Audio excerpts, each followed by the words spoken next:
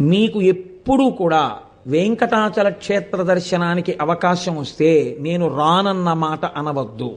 రానంటారేమో అన్న అనుమానం ఉంటే వెంకటాచలం రమ్మని అడగవద్దు.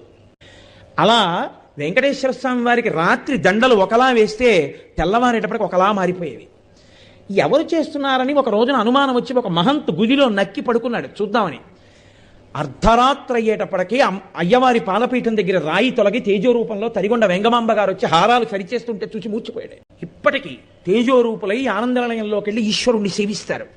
బ్రహ్మగారు, చతుర్ముఖ బ్రహ్మగారు ప్రతిరోజు వెంకటేశ్వర స్వామి వారి పాదాలు కడిగి ఆ పాత్ర అక్కడ ఉంచుతారు. అందుకే రాత్రి నీటి చెంబు ఉంచి తలుపులేస్తారు. ఆ శేషాన్ని సుప్రభాతానికి వెళ్ళిన వాళ్ళకి దర్శనమిస్తారు. అంతటి మహానుభావుడు వెంకటరమణుడు.